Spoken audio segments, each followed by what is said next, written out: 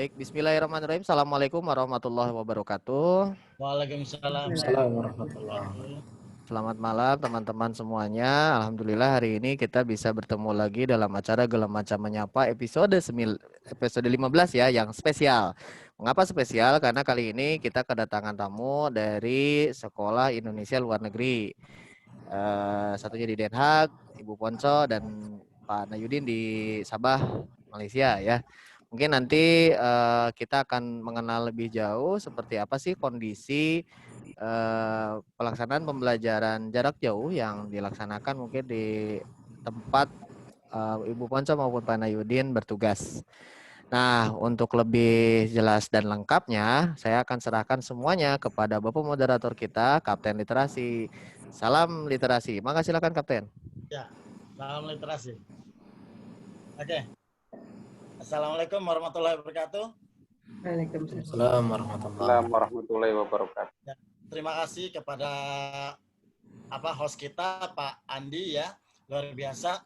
Tidak terasa Gela Maca pada hari ini, hari Kamis, tanggal 2 Juli 2020 sudah menginjak pada Gela Maca Menyapa ke-15, luar biasa. Dan ini istimewa sekali karena kita kedatangan tamu-tamu dari luar biasa ini. Aduh, I'm so proud ya. Saya sangat bangga sekali bisa berada di sini. Terima kasih, mudah-mudahan ini akan pencerahan terhadap kita semua terkait dengan COVID-19 ini, di mana pembelajaran jarak jauh sangat dibutuhkan untuk anak didik kita. Di sini sudah hadir dua narasumber kita, satu Ibu Ponco. Ibu Ponco, Assalamualaikum. Kemudian lagi dengan Bapak Nayudin ya? Nayudin. Ya, Pak Yudin. Pak Yudin, salam kenal ya dari saya. Ya, kita kasih waktu untuk Bu Ponco menjelaskan, memaparkan kepada kita, sharing informasi seperti apa sih pembelajaran jarak jauh yang bisa Ibu Ponco bagi kepada kita semua dan juga Pak Yudin di sana. Dan untuk menghemat waktu, Bu Ponco, aduh kangen banget dah, ingat waktu 2016 ya. Ya, Bu Ponco, waktu dan tempat kami persilakan sebanyak-banyaknya. Semoga ini sharing ilmu ini insya Allah akan bermanfaat bagi kita semua. Amin amin ya rabbal alamin. Pada Bu Ponco, waktu dan tempat kami persilakan. Silakan Bu. Terima kasih Kapten Literasi. Ini saya sangat bangga sekali dan terima kasih sudah diundang di komunitas Gela Maca untuk sharing pembelajaran jarak jauh Sekolah Indonesia Den Haag. Ini dulu sama Kapten ini luar biasa, Kapten ini literasinya luar biasa pokoknya. Terima kasih. Ini sekedar sharing saja.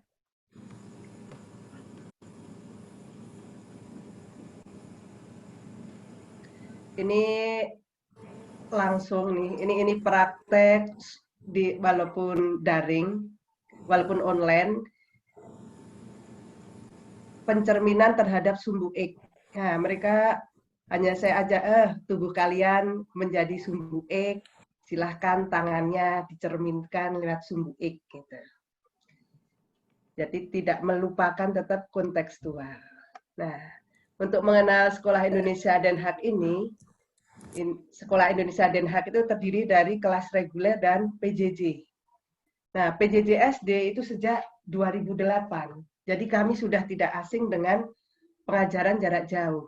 Sedangkan untuk SMP dan SMA sejak 2017. Jadi ketika saya dan Bunia sampai di SIDH, yang kami belum tahu itu pengajaran jarak jauh, langsung diserahi saya menjadi koordinator PJJ SMP, Bunia menjadi koordinator SMA. Kami sama sekali belum ada pengalaman dan langsung diserahi. Waktu itu harus mencari guru, berarti kalau SMP itu 10 mapel, kemudian kalau SMA itu lebih banyak lagi. Kami tanpa sosialisasi atau apa, itu memang harus siap di situ. Nah, alhamdulillah dengan begitu, ketika ada yang saat ini terjadi, kami sudah tidak kaget lagi. langsung bisa langsung tanggap gitu. Nah, siswa PJJ SIDH ini berasal dari 23 negara, wilayah Eropa dan Afrika. Sekarang negara yang terjauh siswa kami itu di Meksiko. Itu padahal selisih jamnya, kalau sekarang ini berarti selisih 7 jam dari Den Haag. Untuk kurikulum sama dengan Indonesia, kami tetap menggunakan kurikulum 2013, hanya ditambah bahasa. Di sini yang bahasa yang harus dikuasai siswa itu bahasa Belanda dan bahasa Prancis, itu wajib. Kemudian siswa reguler sebagian besar anak dari diplomat atau student yang melanjutkan master atau PhD. Mulai tahun 2019, akhir 18, PJJ SIDH bekerja sama dengan Puspendi, Siamolek, Rumah Belajar, dan Jejak Dunia.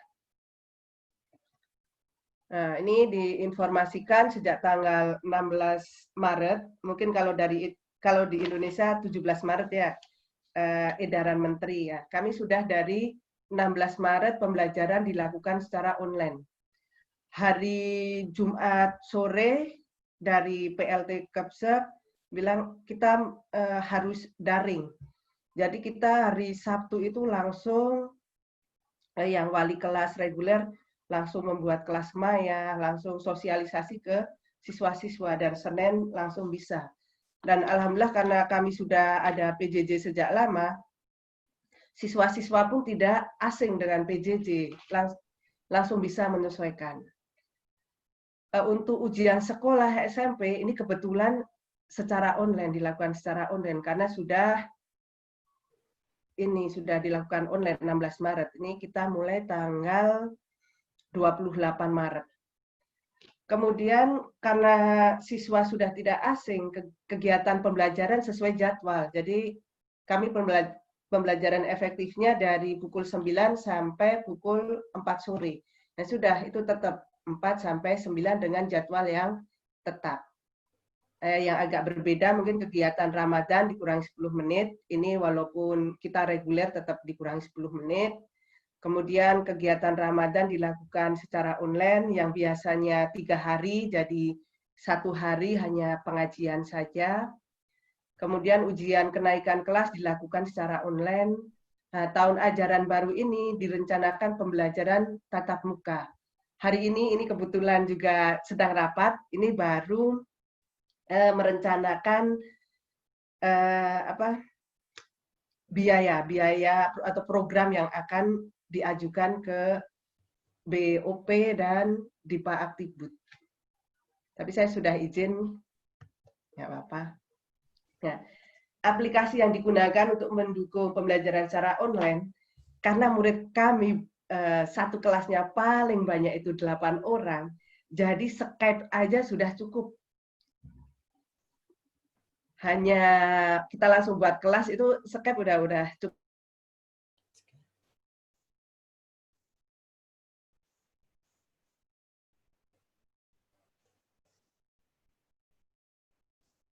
Ya.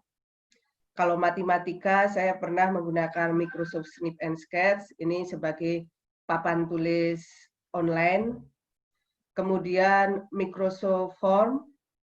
Nah, ini saya lebih senang di sini menggunakan Microsoft Form itu karena hasil penilaiannya itu langsung, kemudian bisa di-download, ada penilaian per indikator soal, ini juga bagus. Kemudian kadang-kadang menggunakan Webex, ini karena kita kerjasama dengan Siamolek, jadi kita gunakan. Kemudian pernah menggunakan Google Form. Nah, nomor 2 dan 4 ini hampir sama. Sebenarnya hampir sama banget. Tapi anak-anak hanya kita bilang, yuk kita pakai Google Form, yuk kita pakai Microsoft Form, itu sudah motivasinya jadi beda. Biar nggak bosan saja. Kemudian menggunakan Quizzes, ini sangat membantu Quizzes ini. dalam matematika itu jadi kan ada musik pendukungnya ya, kayak game itu. Jadi anak-anak kayak berebut poinnya terbanyak gitu kan, ada perankingan, jadi anak-anak seneng. Kemudian YouTube, kalau ada anak yang tidak masuk atau apa, saya membuat tutorial pembelajaran, saya upload ke YouTube. Kemudian idro.com ini papan tulis online juga. Jadi Webex ini bisa jadi papan tulis online juga. Idro itu juga. Kemudian Zoom ini juga bisa untuk papan tulis online. Karena kalau matematika kadang-kadang kita butuh tetap anak-anak itu tetap butuh langkah-langkah per cara itu tetap harus. Kemudian Google Classroom. Nah, ini juga hampir kayak Skype, tapi ini lebih tertata jika menggunakan Google Classroom. Kita juga bisa memberi waktu kapan tugas itu diberikan. Kita hanya bisa ngeset tugas atau apa. Tugas hari ini nanti besok kunci, jadi bisa ngeset gitu. Ini juga sangat membantu. Kemudian OneDrive, Zoom, ini ya mirip-mirip. Nah, dengan kami sudah PJJ dari, kalau saya pengalamannya dari 2017, sangat menguntungkan sekali. Saya sudah menguasai akhirnya. Jadi anak-anak sudah saya sudah tidak belajar lagi. Jadi sudah apa ya? Sudah mantap. Oh, kita pakai ini ya. Anak jadi nggak bingung. Gitu. Nah, ini pembelajaran online-nya ini menggunakan Webex. Terlihat di sini senyum anak, berarti walaupun matematika mereka tidak tegang.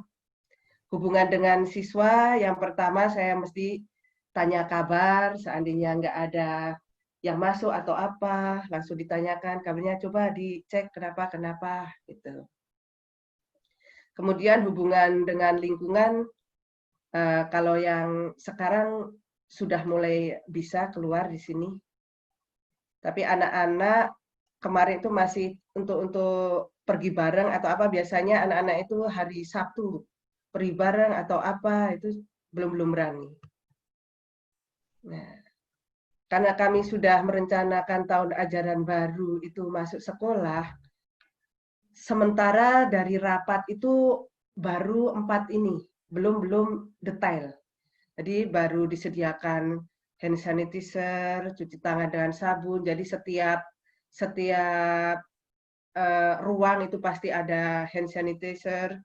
Kemudian cuci ini di setiap kamar mandi ada sabun. Jarak siswa sudah kami atur, mejanya itu jaraknya 1 meter. Kelas kami itu kayak apa ya? Kecil-kecil ya, itu paling banyak muridnya 8 orang, itulah. Menyenangkan. Kemudian yang keempat, wajib menggunakan masker. Ini masuk pertama akan ada pembagian masker. Setiap wali kelas juga diberi stok masker seandainya siswa lupa menggunakan atau apa.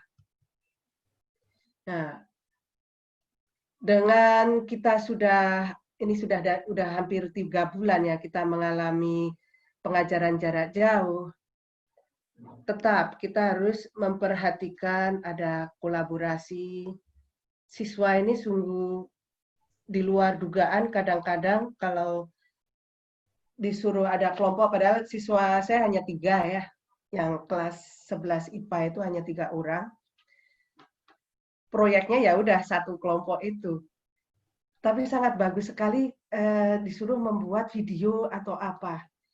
Cara komunikasinya atau apa itu saya sampai kaget tuh, anak sekarang gitu ya, komunikasi matematikanya bagus sekali.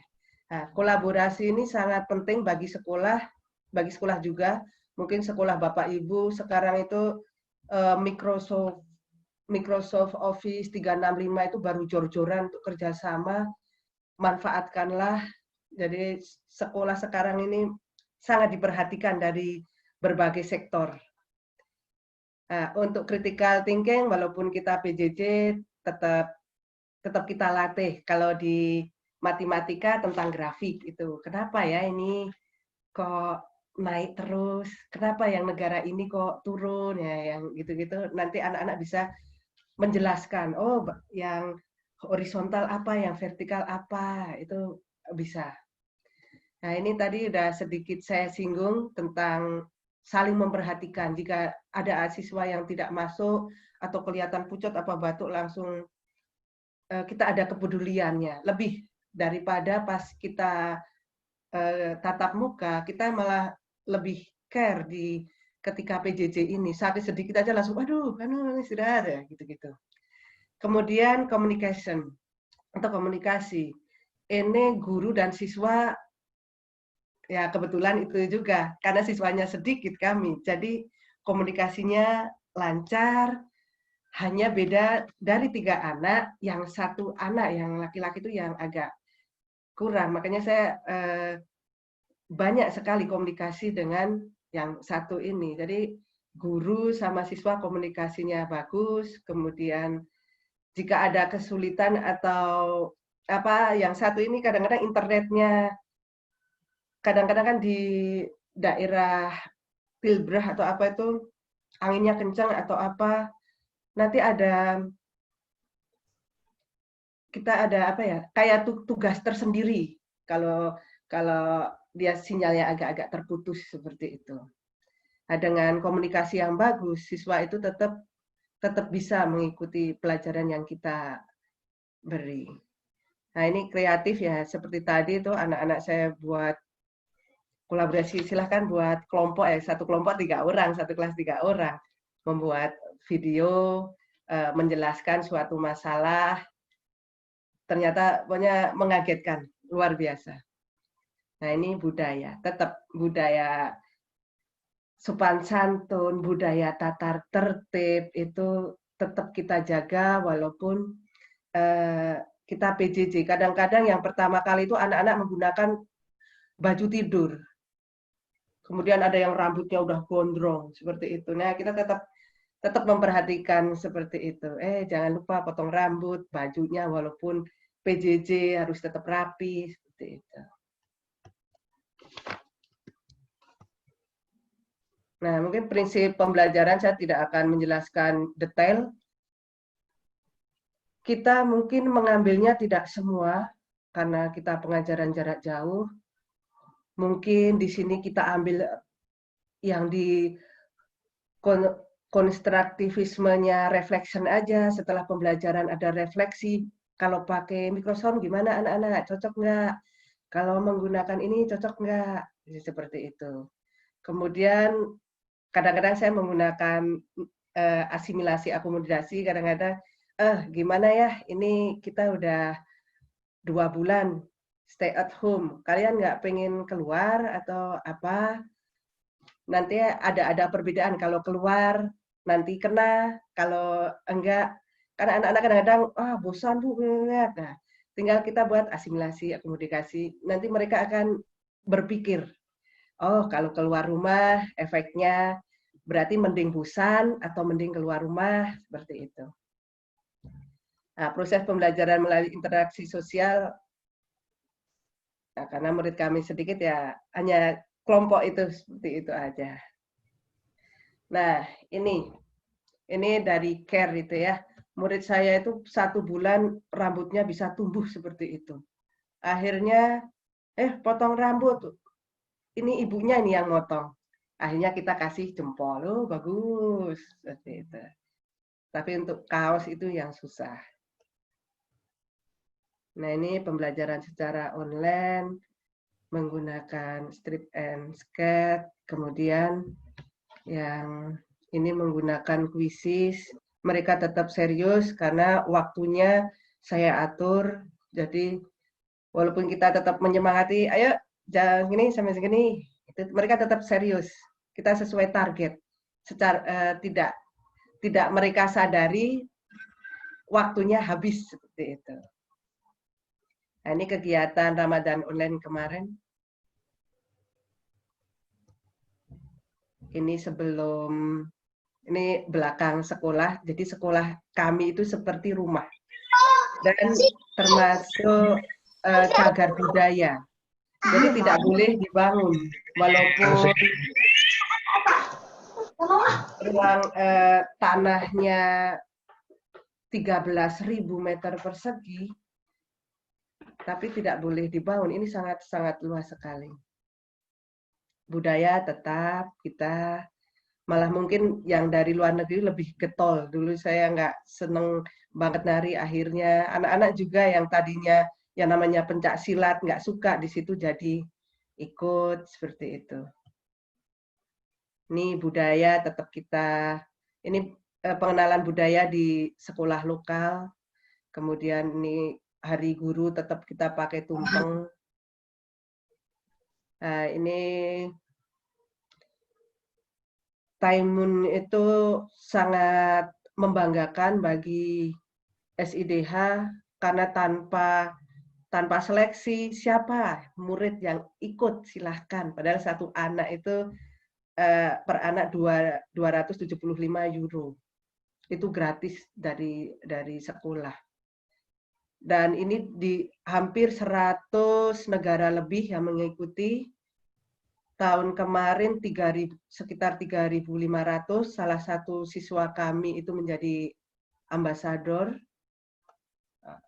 Dan 2 orang juara karikatur di sini, sangat membanggakan. Nah, ini kegiatan selain mengajar, saya bermain angklung, dulu saya juga kurang, tapi setelah di sini kebudayaan, mungkin dari sekolah Indonesia Kota Kinabalu dulu saya dikenalkan angklung ini. Jadi di sini saya praktekkan. Ini jaraknya tetap kami 1,5 meter menggunakan masker. Nah, ini pernah menghibur pengungsi di Belanda dan memberi workshop dan dimuat di koran lokal.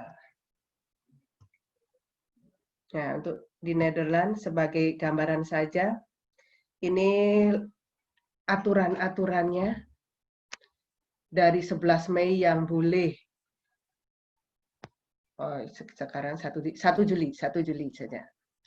1 Juli sudah bioskop sudah buka, maksimal 100 orang, kemudian restoran sudah boleh buka 100 orang, kemudian jika ada event atau apa, intinya 100 orang sudah boleh.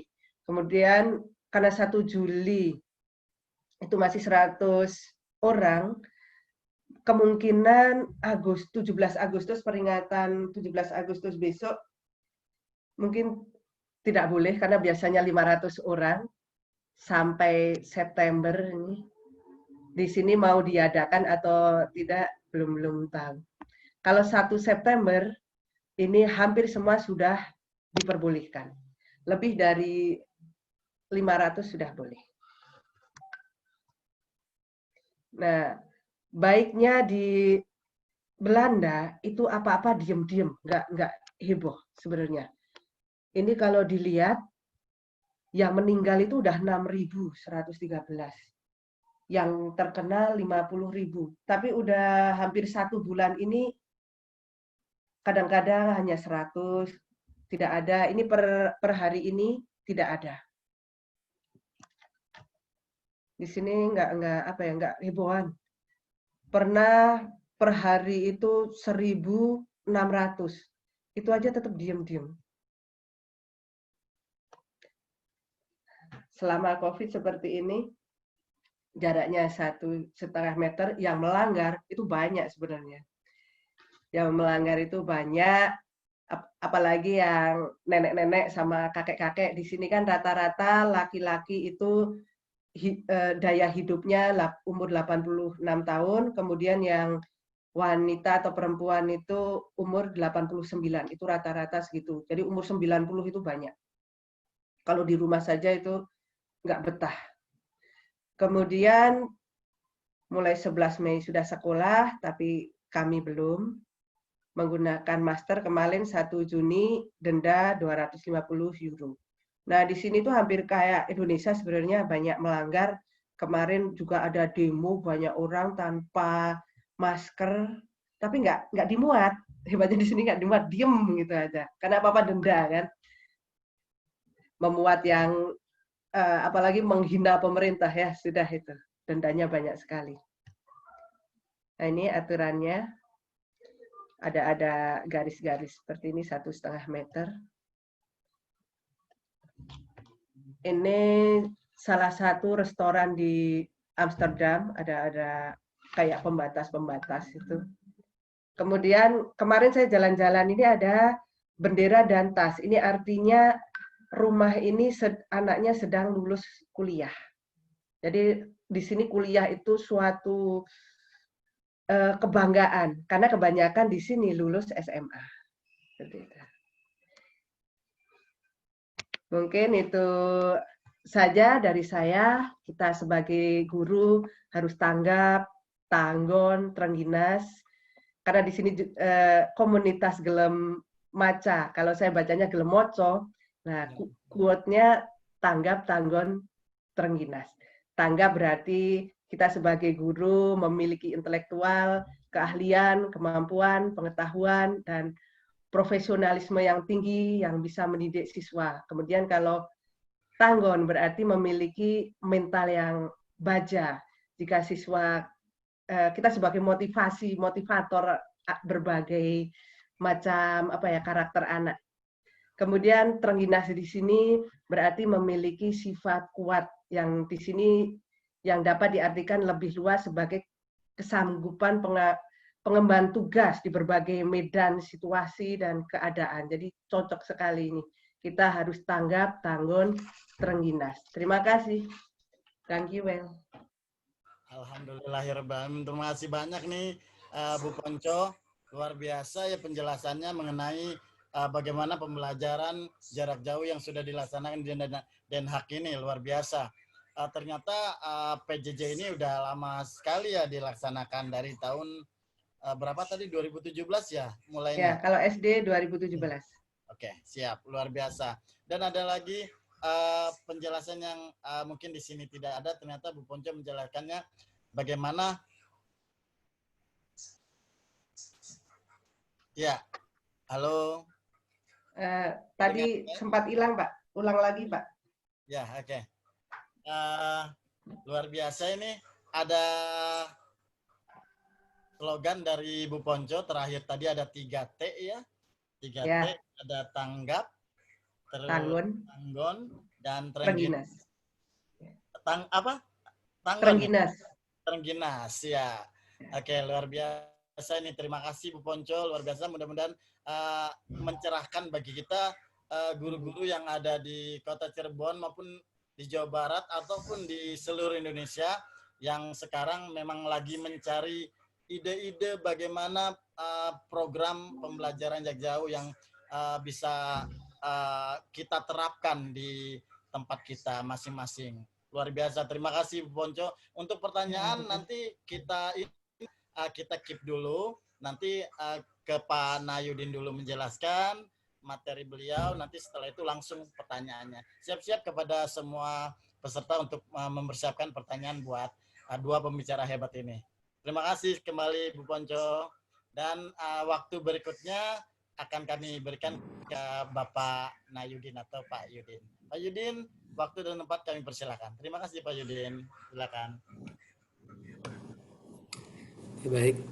Bismillahirrahmanirrahim. Assalamualaikum warahmatullahi wabarakatuh. Waalaikumsalam warahmatullahi wabarakatuh. Ya, alhamdulillah. Perkenalkan ya, nama Nayudin Hanif. Sebetulnya dekat juga ini tinggalnya. Saya di Majalengka karena istri juga orang Majalengka.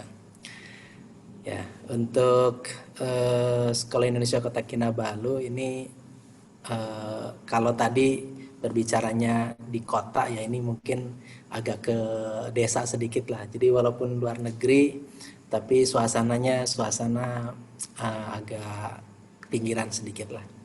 Jadi untuk di PJJ ya di Sekolah Indonesia Kota Kinabalu ini bukan hanya untuk Sekolah Indonesia Kota Kinabalu tapi juga untuk CLC yang kita sebut dengan Community Learning Center. Nah langsung saja mungkin di slide-nya. Sudah muncul ya di situ ya.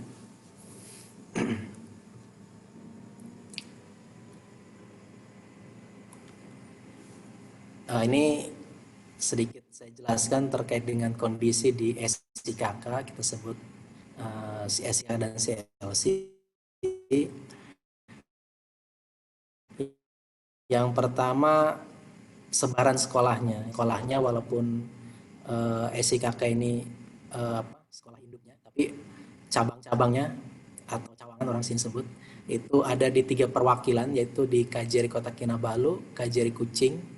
Kalau Kajari Kota Kinabalu itu di Sabah, Kajari Kucing itu di Sarawak, dan KRI Tawau itu masih wilayah Sabah, tapi karena padat maka dibuat perwakilan juga. Kemudian kalau untuk di Malaysia sendiri itu di 2 negara bagian, yaitu Sabah dan Sarawak. Jadi Sabah dan Sarawak ini merupakan wilayah yang merupakan sebaran daripada CLC, yang merupakan binaan dari Sekolah Indonesia Kota Kinabalu. Kemudian dari latar belakang pekerjaan ya, karena yang anak-anak yang sekolah di sini ini merupakan anak-anak dari buruh migran, yang mereka ada juga anak pekerja bangunan, pembantu rumah tangga, pekerja rumah makan. Yang paling banyak memang ini perkebunan sawit. Nah, kemudian buruh pabrik, buruh kebun sayur dan lain-lain. Jadi memang latar belakang mereka mayoritasnya 90% itu adalah buruh migran. Kemudian asal daerahnya ini banyak dari Sulawesi Selatan, Sulawesi sekitarnya pun juga ada, tapi yang mayoritas Sulawesi Selatan. Kemudian dari NTT, kemudian dari NTB, dari Kalimantan, dari Jawa dan Sumatera. Tapi mayoritas memang dari Sulawesi, dan keduanya itu NTT itu yang mendominasi. Kalimantan sendiri tidak terlalu banyak, walaupun satu pulau gitu. Kemudian untuk luas wilayahnya ini 2 kali luas wilayah Jawa Barat. Kalau Jawa Barat itu hanya 35.000 ya, 35.000 lebih, ini 72.000 untuk wilayah Sabahnya saja. Sedangkan Sarawak hampir 2 kali lipatnya dari wilayah Sabah. Jadi luas sebaran sekolah ini memang sangat luas sekali. Kemudian di SIKK sendiri, ini jumlah siswanya. SIKK ini merupakan sekolah satu atap, mulai dari SD ada, SMP ada, SMA ada, SMK tahun ini lengkap, kelas 10, 11, 12 juga ada. Termasuk PAUD dan PKBM, kegiatan belajar masyarakat Kajari Kota Kinabalu. Nah, ini jumlahnya di SIKK sendiri itu ada 842, ditambah dengan PAUD-nya 59, dan PKBM ini ada 1.775. Sedangkan untuk CLC-nya sendiri yang merupakan jenjang SD dan SMP itu ada 17.000. Itu untuk kondisi siswanya. Sedangkan untuk gurunya yang dikirim dari Jakarta yang setiap tahun ada rekrutmen itu ada 279. Jadi pemerintah Kemdikbud selalu merekrut guru-guru dari Indonesia yang non PNS ya untuk dikirim ke sini gitu, dikontrak. Kemudian guru lokal yang memang orang-orang mungkin WNI dan beberapa WNA, baik itu Malaysia ataupun Filipina, ada juga yang membantu ternyata untuk pendidikan anak-anak Indonesia di sini. Itu jumlahnya ada 441 yang tersebar di Sabah dan Sarawak. Nah, itu untuk kondisinya. Jadi ini perlu saya sampaikan karena SIKK ini ternyata sekolahnya menyebar begitu, hampir luas wilayahnya 3 kali lipat luas wilayah Jawa Barat. Di gambar yang sebelah ini karena memang saking banyaknya kami buat namanya gugus ELC. Jadi dibuat pengelompokan ini wilayah-wilayahnya, zona-zonanya. Jadi mereka yang akan membentuk gugus ini untuk saling berbagi ilmu karena keterbatasan guru. Nah, mereka yang akan mengoptimalkan sebagai pelaksana di lapangan. Jumlah sekolahnya yang terdata di Dapodik ya, NPSN, SMP itu 45, sedangkan SD itu 115. Itu yang ada Dapodiknya. Sedangkan faktanya sebetulnya di lapangan itu ada 313 lokasi pelaksanaan belajar. Jadi SIAK punya cabang, cabangnya punya lagi ranting dan seterusnya begitu. Jadi sangat banyak sebarannya. Nah, ini tantangan tersendiri untuk melaksanakan pembelajaran PJJ. Nah, ini yang saya laporkan adalah pelaksanaan tahun pelajaran kemarin ya 2019-2020. Pada awalnya karena memang PJJ ini sebetulnya sudah ada perencanaan, tapi prediksinya itu tidak akan secepat ini sebetulnya. Jadi kalau dari kesiapan, sebetulnya kami dari segi kesiapan masih belum 100% siap gitu. Tapi pernah melakukan pelaksanaan pembelajaran secara simulasinya begitu. Nah, jadi kami susun, kami rancang dulu, kami buat tahapan perencanaan, tahapan pelaksanaan, kemudian penilaian dan evaluasinya gitu.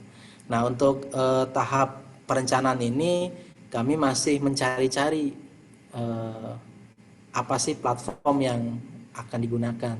Ya, tadi ada Microsoft Office 365, ini baru-baru yang sekarang, LMS kan baru juga untuk di SIAK. Kemudian yang sudah sering itu ini Google Form, Quizzes, Quizroom, Zipgrade. Nah, kemudian untuk meetingnya itu ada Zoom, Google Meet, Webex, WA terutama. Itu yang sudah pernah dilakukan. Jadi intinya semua guru kami berikan keleluasaan untuk mengeksplor dulu platform-platform yang ada untuk kemudian nanti kita coba dilaksanakan. Nah, ternyata yang dilaksanakan ini pembelajarannya menggunakan Google Classroom ya, karena bisa dipelajari dan gratis. Kemudian aplikasi untuk pembelajaran pendukungnya adalah Zoom dan Google Meet. Nah, untuk kehadirannya sendiri itu kami gunakan Google Form yang dirubah menggunakan aplikasi Upsheet. Kemudian pada akhirnya untuk penilaian dan evaluasi kami menggunakan Google Form, Quizzes, dan untuk yang PAT-nya adalah Quizroom dan Zipgrade. Nah, ini akan dijelaskan sedikit untuk masing-masing tahapan. Ya, ini platform-platformnya. Jadi kami tidak langsung menentukan platform apa yang akan dipakai. Jadi pada awal-awal itu guru diberikan kebebasan lah. Apalagi di surat edaran menteri juga banyak sekali platform yang akhirnya setelah diuji coba ya oleh guru, dievaluasi, nah barulah sekolah membuat sebuah kebijakan. Jadi tahap pertama itu adalah uji coba dengan variasi yang ada, guru diberikan kebebasan, kemudian dievaluasi hasil uji cobanya, diberikan pelaporan, kemudian akhirnya sekolah membuat sebuah kebijakan. Jadi membuat surat edaran bahwa yang akan digunakan untuk pelaksanaan sampai akhir semester adalah Google Classroom untuk semua jenjang. Jadi 1 bulan pertama masih coba-coba, bulan berikutnya langsung ditetapkan untuk menggunakan Google Classroom waktu itu. Nah, jadi begitulah perjalanannya ya, dengan kesiapan yang tidak 100%, jadi semua mengeksplor. Tapi sisi positifnya di sini, guru-guru ini saling sharing dengan masing-masing kelebihan dan kekurangan aplikasi yang ada. Ya, Google Form, Google Classroom ini bisa terintegrasi, termasuk Quizzes juga ini bisa terintegrasi gitu. Kemudian Webex, Zoom dan Google Meet juga masing-masing punya kelebihan dan kekurangan karena penggunaan yang tempatnya ini sangat luas, sehingga ada yang lebih cocok mungkin pakai Google Meet, ada yang cocok dengan Webex dan seterusnya. Jadi memang aplikasi ini sudah diuji coba di beberapa kondisi begitu. Nah, selanjutnya setelah memang sudah ditentukan platformnya, karena dengan variasi kondisi yang ada itu untuk bisa menentukan satu platform itu memang agak berat. Ya, maksudnya diskusi-diskusinya panjang sekali, dan akhirnya sudah diputuskan oleh pihak sekolah dengan kekurangan dan kelebihannya. Maka di tahap pelaksanaan ini kita buatkan jadwal daringnya dengan platform Google Classroom. Jadi kami buatkan surat edaran untuk jadwal dan seterusnya, kelasnya. Jadi tinggal siswa nanti masuk di sana, begitu. Kemudian dari Google Classroom ini juga kita integrasikan dengan platform yang lain, dengan Google Meet, dengan Webex, dengan Zoom, dengan Quizzes, begitu. Jadi aplikasi ini makin lama makin sempurna, begitu. Walaupun beda-beda aplikasi. Kemudian di pemantauan, ya, jadi selama penggunaan ini kami juga melakukan pemantauan kepada guru-guru. Apalagi kalau Google Classroom tinggal kita join dengan kelasnya, kepala sekolah bisa memantau. Kemudian untuk pelaporannya menggunakan Absit, administrasi guru ini, untuk melaporkan apa yang sudah dilakukan oleh guru. Nanti mungkin akan saya tampilkan seperti apa ini administrasi gurunya. Dan tahap terakhirnya ada pelaporan dan evaluasi. Jadi selama pelaksanaan pembelajaran, kendala-kendala ataupun hambatan yang ada itu bisa disampaikan untuk menjadi evaluasi. Gitu. Jadi selama 1 semester kemarin platform yang digunakan adalah Google Classroom, baik di SIAK maupun di CLC. Hanya bedanya untuk yang di CLC ini ada komunitas, ya, pokok belajar ini itu dari teman-teman guru CLC sendiri yang berinisiatif, dan banyak juga guru-guru yang dilibatkan ini guru-guru yang alumni SLN, begitu, yang ada di Indonesia. Jadi dengan kondisi yang sekarang, teman-teman yang di Indonesia pun bisa berkontribusi kembali walaupun posisinya sudah ada di Indonesia. Itu sangat luar biasa. Dedikasi guru-guru yang sudah pulang pun ikut membantu gitu pelaksanaan pembelajaran yang ada di Malaysia. Nah, ini adalah tahap pelaksanaan, dan yang terakhir ini adalah bagian penilaiannya. Nah, kalau tadi untuk pembelajarannya, kalau ini proses di penilaian. Jadi selain diskusi panjang terkait kira-kira pembelajaran yang bagus itu pakai apa, nah di penilaian pun muncul permasalahan berikutnya, begitu. Kira-kira platform apa yang akan digunakan, karena kondisinya dengan luasnya wilayah ada yang sinyalnya susah dan seterusnya, begitu ya. Kalau semuanya bisa online itu bagus. Nah, maka beberapa kebijakan. Yang pertama, kita harus menentukan, memilih platform untuk penilaian PAT. Ada Quizroom, ada Quizzes, ada Google Form, ada Zipgrade. Nah, untuk yang Quizroom ini aplikasi yang juga banyak dipakai di Jawa Barat. Quizzes ini yang gratis, ya, tadi sudah dijelaskan juga, Google Form juga sama. Nah, cuma ada bedanya, kami ini ada Zipgrade, yang mungkin yang sudah pernah mencoba. Nah, Zipgrade ini kalau Quizroom, Quizzes, Google Form ini semua harus online. Tapi Zipgrade ini itu bisa offline. Jadi lembar jawabannya itu bisa di-scan dengan handphone. Nah, ternyata Zipgrade ini setelah ada pandemi juga dia mengupgrade aplikasinya dengan online. Nah, ini menarik, sehingga kami memutuskan untuk menggunakan Zipgrade untuk di CLC. Sedangkan untuk SIAK sendiri menggunakan Quizroom. Dan beberapa CLC ada sekitar dari 45 SMP dan 115 SD. Itu kurang lebih ada 43 atau 42 CLC yang siap juga menggunakan Quizroom secara online. Tapi sisanya CLC yang ada tidak bisa menggunakan online. Maka kami putuskan untuk menggunakan Zipgrade. Jadi ada 2 aplikasi untuk ini penggunaan aplikasi pada saat PAT. Jadi yang Zipgrade ini ada 3 mode sebetulnya. Bisa online, full online, bisa semi online, bisa offline. Nah, itu keuntungannya di Zipgrade ini untuk melakukan evaluasi. Jadi guru-guru tidak perlu ngoreksi manual gitu. Tinggal scan pakai handphone, nilainya akan masuk ke dalam sistem. Tinggal di-download begitu. Yang online pun sama. Jadi dengan 3 mode yang ada, tapi hasilnya itu terkolektif dalam satu sistem. Tinggal kita download untuk diinputkan ke proses pengolahan nilai berikutnya. Kemudian yang kedua, pembentukan panitia dengan kita buatkan pedomannya, karena ada 2 platform yang kita gunakan, maka pembagian tugasnya pun harus didetailkan. Nah, untuk yang quiz room ini pelaksanaannya tuh mirip UNBK, ya, mirip aplikasi UNBK. Hanya saja bedanya ini bisa langsung online tanpa harus menggunakan VHD dan seterusnya, ya. Kemudian tahap pelaksanaan. Nah, pelaksanaan ini ada beberapa tahapan. Untuk penilaian pertama sosialisasi, karena ini hal baru maka perlu berulang-ulang kita sosialisasikan. Kemudian setelah sosialisasi kita buatkan kartu peserta. Jadi di kartu peserta itu ada nomor yang memang harus dia inputkan di saat dia login. Kemudian simulasi, kita coba bagaimana pelaksanaan sebelum PAT-nya.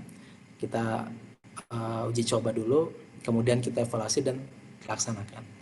Nah, dari awalnya uji coba ini banyak yang mungkin biasa kalau hal-hal baru ini dianggapnya wah kayaknya susah nih untuk diterapkan, apalagi sinyalnya susah dan seterusnya. Tapi ternyata itu bisa dicoba.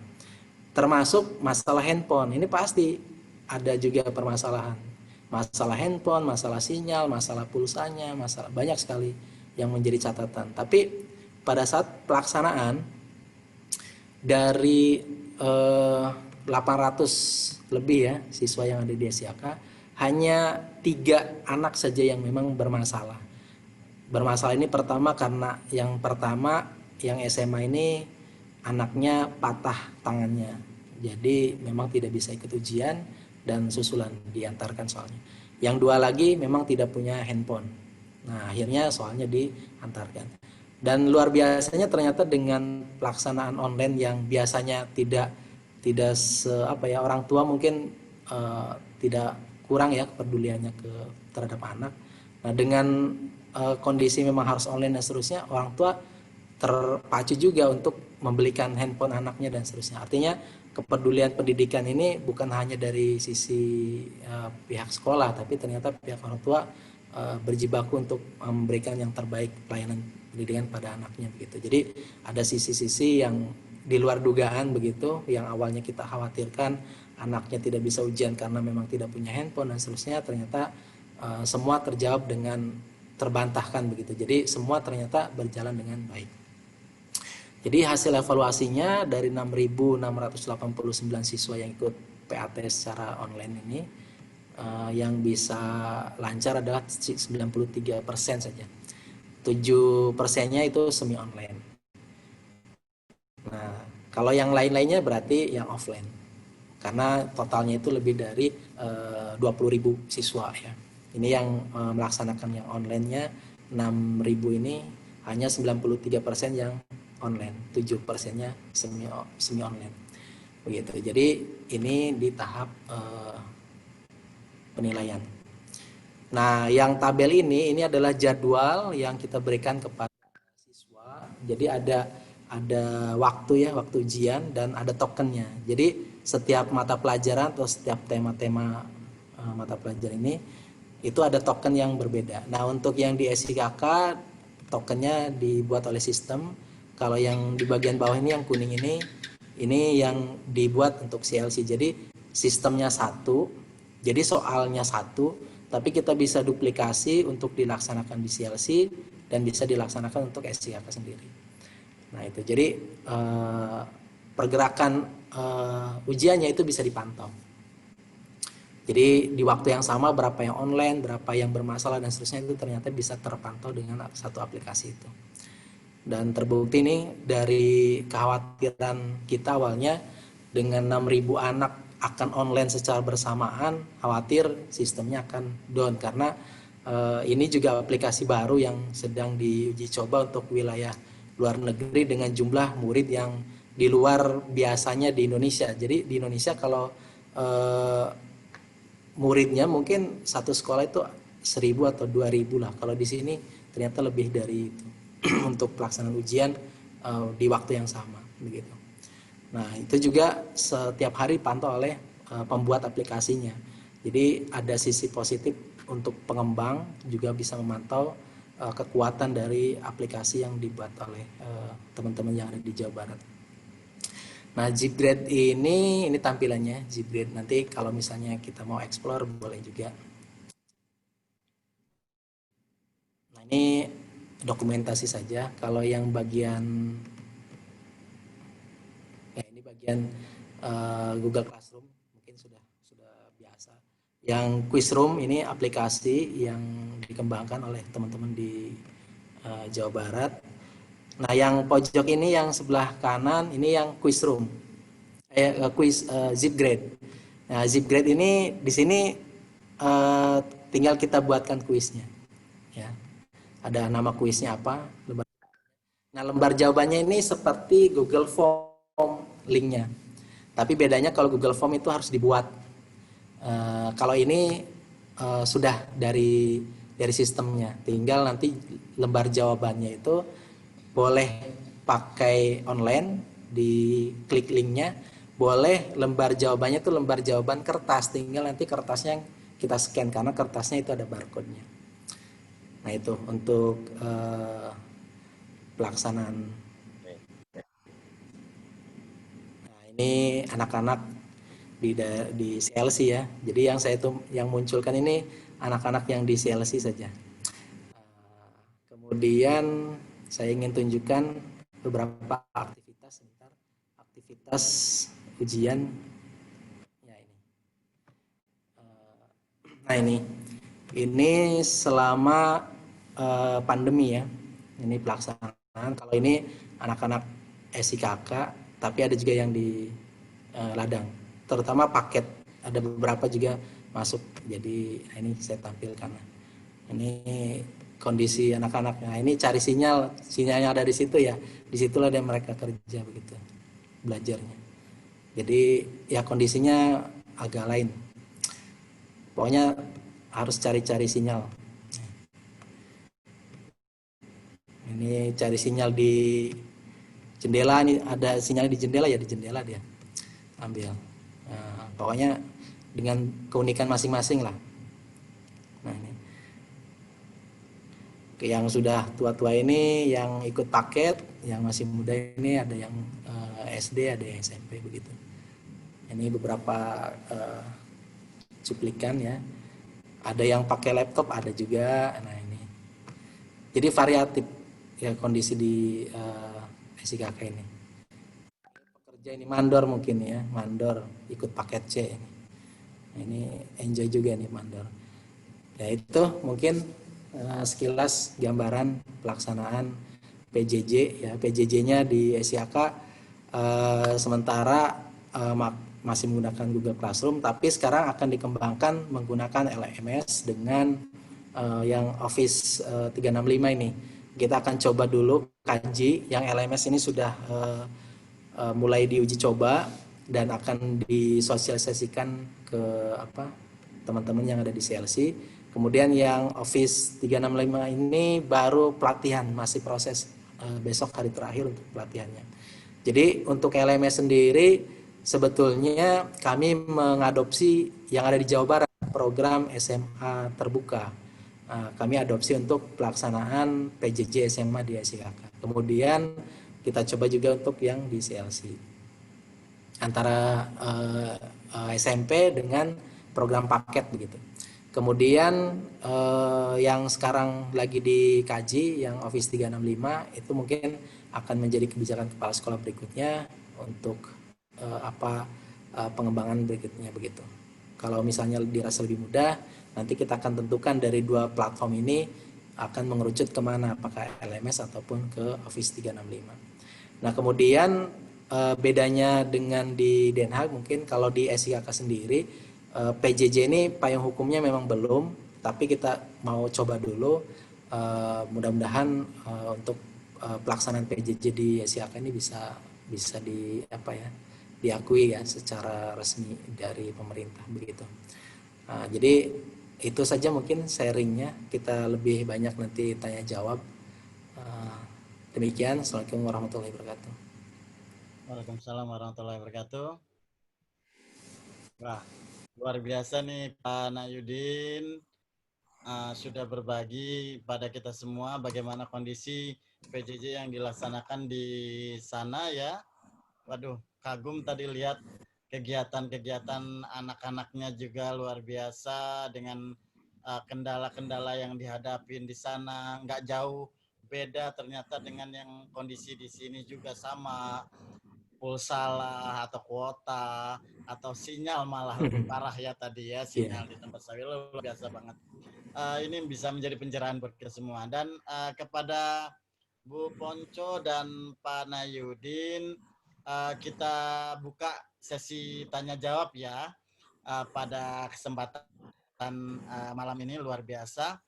Kepada yang ingin bertanya atau apa saja tentang PJJ ini dan bahkan tentang apa saja kegiatan Bu Ponco dan Pak Nahyudin ini di sana, kami persilakan kepada partisipan yang ada pada malam ini. Masuk Pak Karl. Ya. Dari Pade masuk. Pade nih langsung. Yo, siap. Silakan. Oke, Bu Ponco dan Pak Nahyudin. Kumaha Kang Damang? Alhamdulillah. Ini Bu Ponco live ya? Halo? Sedang rapat macam. Kayaknya mungkin sedang rapat. Sedang rapat beliau. Jadi, aduh, sayang sekali ya. Ada beberapa hal yang ingin dikomparasikan antara Kinabalu Malaysia dengan Den Haag ya, Belanda. Ini dua negara, dua sekolah yang saya kira menarik untuk dikomparasikan dengan Indonesia gitu ya. Artinya apa namanya? Dari sisi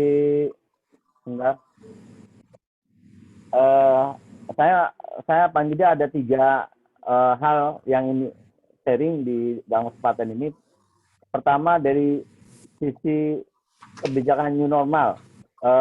Dari penjelasan tadi kan belum dibuka sekolah ya, masih PJJ ya, pembelajaran jarak jauh. Nah, apakah di 2 negara ini pembelakuan kebijakan new normal itu diserahkan ke sekolah masing-masing, ke daerah masing-masing, atau ditentukan secara pusat oleh negara, gitu. Itu yang pertama. Kemudian yang kedua, apakah sekolah sebagai orang Indonesia, ini Bu Ponco dengan Pak Nahyudin, bagaimana Pak Nahyudin dan Bu Ponco itu melihat kesiapan negara kita Indonesia dalam melaksanakan new normal? Apakah memang sebenarnya dari kondisi yang ada, pandangan jauh dari jauh Pak Nahyudin dan Bu Ponco kepada Indonesia, apakah sebenarnya negara kita itu sudah layak masuk fase new normal? Kemudian apa yang harus dipersiapkan oleh sekolah untuk memasuki new normal ketika dibandingkan komparasinya dengan negara Malaysia, khususnya Kinabalu dan Den Haag ya, di Ibu Ponco. Nah, tadi ada yang menarik, misalnya masih di pertanyaan yang kedua tadi, bagaimana dengan kondisi budaya disiplin kita gitu. Mungkin Pak Nahyudin sebagai orang Majalengka tahu kondisi Indonesia kayak apa, budaya disiplinnya. Bu Ponco juga, dari mana Ibu Ponco itu ya Indonesianya? Itu mungkin juga tahu budaya disiplin kita kayak apa. Nah, jika new normal itu dilaksanakan, pembelajaran itu, apakah di negara kita itu sudah siap? Dan apa yang perlu disiapkan jika dari sudut pandang yang dilaksanakan di negara Malaysia dan Den Haag di Belanda. Memang Kinabalu memiliki karakter-karakter yang unik dan tersendiri. Dia seperti daerah yang memang transmigrasi, Pak ya. Itulah kurang lebih. Waktu kita berkunjung ke Malaysia, memang saya tidak sempat ke Kinabalu gitu ya. Hanya di sekolah Indonesia di Kuala Lumpur. Kondisinya di sana tentu berbeda dengan Kinabalu. Tapi saya dapat banyak cerita dari kedutaan Indonesia di sana terkait kondisi Kinabalu yang itu orang perkebunan, buruh dan sebagainya. Nah, yang saya membanggakan, yang mengapresiasi semangat belajarnya luar biasa gitu ya. Sampai saya lihat tadi harus ke kebun dan sebagainya. Sementara di kita nih Indonesia itu banyak eluhnya daripada mencari solusi gitu loh. Iya kan? Kuota nggak ada ribut. HP nggak punya jaluk HP lewat bantuan sosial dan sebagainya. Ini memang PR-nya Pak Kartino ini nanti kalau jadi Pak Dinas. Saya kira itu yang ingin saya sampaikan. Nanti silakan ditanggapi yang perlu tanggapi. Untuk soal kendala PJJ, apakah jaringan internet itu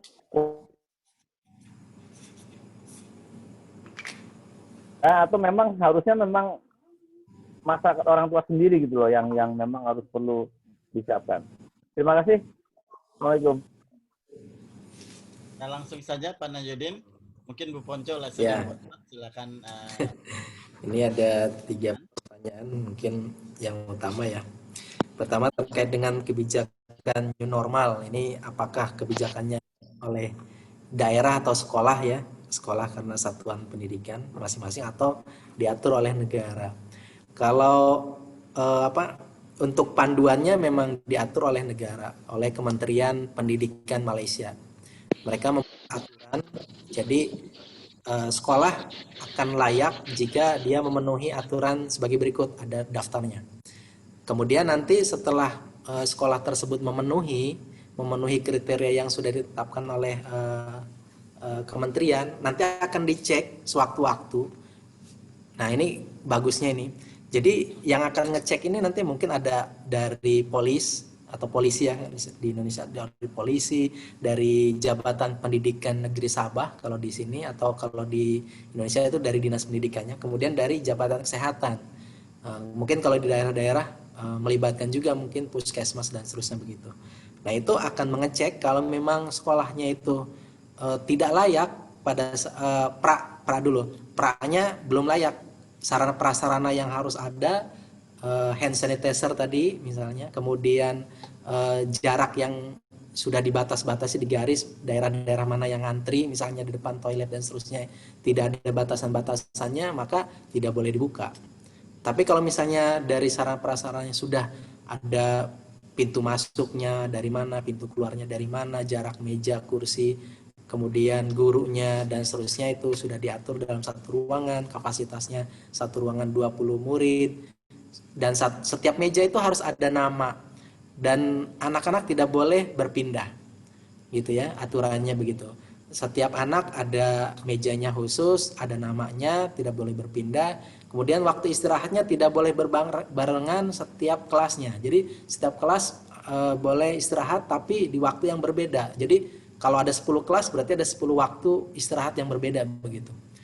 Kemudian istirahatnya hanya boleh mengambil atau membeli makanan di luar, tapi makannya di dalam kelas dan diawasi oleh guru begitu. Nah itu konsepnya. Nah nanti pada saat penerapannya dia akan sidak, kemudian dicek. Kalau misalnya ditemukan hal-hal yang di luar aturan, maka akan dikenakan kompon atau denda.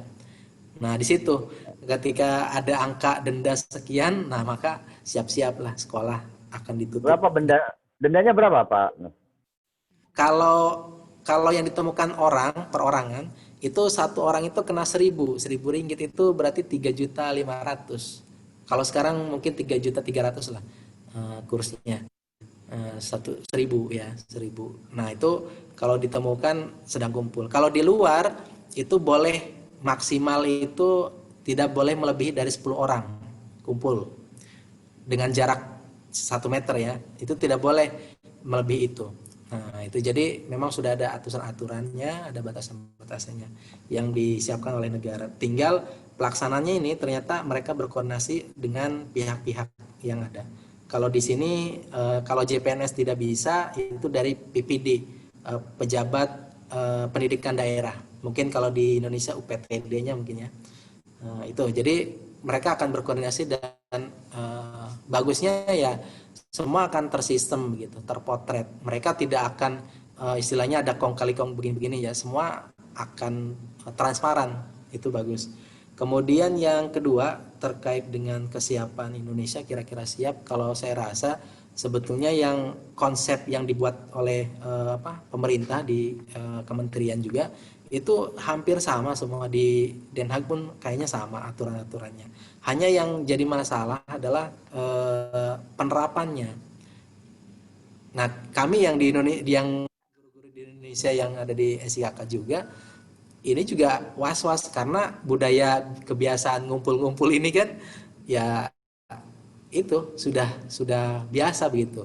Nah ini yang kami juga khawatir karena masalahnya di sini tegas, kalau memang harus didenda ya didenda, nggak pikir siapa-siapa begitu. Karena ini kaitannya dengan istilahnya nyawa begitu ya, kalau bahasa ininya nyawa. Bahkan masyarakat di sini itu betul-betul menyadari, kadang kalau belanja dan seterusnya di pasar segala macam, ketika ada orang nyerobot tidak ikut barisan, jaraknya terlalu dekat, dia bisa dimarahin dan bisa dilaporkan ke polisi begitu, dan itu bisa dikena hukum begitu. Jadi betul-betul masyarakat itu nggak mau kalau dia tidak mau mengikuti aturan. Di situ jadi kesadarannya sangat kuat. Kalau untuk penggunaan masker dan seterusnya memang itu harus sudah menjadi kebiasaan, bahkan di setiap tempat makan, kedai istilahnya kalau di sini, kemudian di mall dan seterusnya itu memang diterapkan betul-betul. Jadi sudah menjadi budaya new normal, jadi kebiasaan baru begitu yang mereka sudah terapkan. Kemudian ya kalau dari sisi di Indonesia ini memang perlu berjibaku ya, karena pengontrolannya tidak bisa hanya dari sisi guru saja. Kalau dari sisi guru ya berat begitu. Tapi kalau ada hukuman yang tegas, aturan yang tegas, ya siapapun, karena yang akan menegur dan akan menghukum itu bukan dari sisi pihak sekolah, itu pihak luar yang nanti akan memproses begitu. Nah itu bedanya. Jadi kalau di kita kan kebijakannya ya kebijakan dari sekolah lah. Ya anak ketika ada pelanggaran ya tegurnya dari sekolah saja. Nah kalau di sini itu melibatkan mereka dari pihak luar yang kita nggak tahu kapan dia akan berkunjung dan akan menginspeksi lah begitu, dengan kondisi yang sudah disiapkan juga. Kemudian yang yang ketiga ini yang ketiga ini perbanding motivasi ya kondisinya kalau di sini itu kesadaran untuk belajarnya ketika ada guru-guru dari Indonesia dikirim ke daerah-daerah begitu ya, daerah-daerah terpencil. Kalau di sini walaupun sudah sinyal bagus segala macam, tetap orang sini sebut masih daerah terpencil lah. Itu motivasi mereka itu sangat kuat untuk belajar, karena dengan belajarlah mereka bisa keluar dari ladang sawit itu. Karena ladang sawit itu seperti ya penjara yang hidup aja, maksudnya di sana memang mereka hidup tapi nggak bisa keluar, nggak bisa kemana-mana, ya hanya lingkungan situ saja. Sedangkan anak-anak ini pengen mencoba untuk keluar, itu caranya ya mereka harus sekolah. Kalau sekolah kemudian berprestasi, nanti akan dikirim oleh guru-gurunya lomba ke SIKK dan seterusnya. Nah itu motivasi itu yang mereka inginkan gitu. Bahkan banyak yang anak-anak dari sini kan lanjut beasiswa ke Indonesia ya. Jadi itu motivasi mereka. Jadi ketika belajar sungguh-sungguh, kemudian terpilih menjadi perwakilan sekolahnya melanjutkan sekolah di Indonesia dimanapun mungkin posisinya, itu kebanggaan tersendiri. Jadi bisa keluar dari zona yang ya istilahnya dia harus kerja pungut sawit dan seterusnya. dia terlepas dari itu. Maka mereka harus belajar, dan orang tua pun luar biasa mendukung begitu. Mendukung untuk ya bisa keluar dari zona tersebut. Nah, memang untuk awal-awal sekolah-sekolah yang baru dibuka itu sangat sulit ya untuk meyakinkan ke orang tua. Cuma kami biasanya memberikan sosialisasi itu bukan dari pihak luar. Pihak luar itu artinya guru-guru yang dikirim dari Indonesia ke sini ya. Tapi dari alumni-alumni yang sudah berhasil. Ada yang kuliah di Unpad, di ITB dan seterusnya, itu dipanggil, kemudian diajak oleh perwakilan, oleh SIHK dan seterusnya roadshow untuk menyadarkan masyarakat begitu. Nah, disitulah motivasi mereka itu muncul bahwa oh ini loh ada contohnya yang dulu-dulu mungkin hanya cerita-cerita, ini ada faktanya begitu. Nah, itulah yang membuat mereka yakin untuk mau belajar begitu. Karena ada contohnya begitu. Nah, ini yang sisi positifnya. Jadi ternyata tidak, kalau hanya dari sisi guru saja mengajarkan secara secara akademik begitu meningkatkan itu kurang. Tapi kalau motivasinya itu muncul dari dalam diri sendiri dengan cara apapun, belajar dimanapun, ternyata luar biasa begitu. Nah, itu perbedaannya. Dan itu memang adanya itu di wilayah-wilayah yang di pedalaman, yang daerah-daerah sawit. Beda dengan yang di perkotaan yang ada di SIA sendiri. Permasalahannya bukan permasalahan di motivasi, tapi permasalahannya adalah permasalahan lingkungan lain. Jadi pendekatannya itu berbeda. Jadi permasalahan kehidupannya itu justru yang lebih banyak dibandingkan dengan permasalahan akademik sebetulnya. Nah, jadi kalau di kota-kota ini permasalahan sosial, masalah orang tua, masalah keluarga itu jauh banyak menggerus motivasi anak-anak itu untuk bangkit. Nah, itu tantangan tersendiri kalau yang di kota. Karena kalau yang di kota sebetulnya akses informasi dan seterusnya itu ada, cuma permasalahan kehidupan di keluarga itu jauh lebih berat dibandingkan yang ada di pedalaman-pedalaman yang di sawit.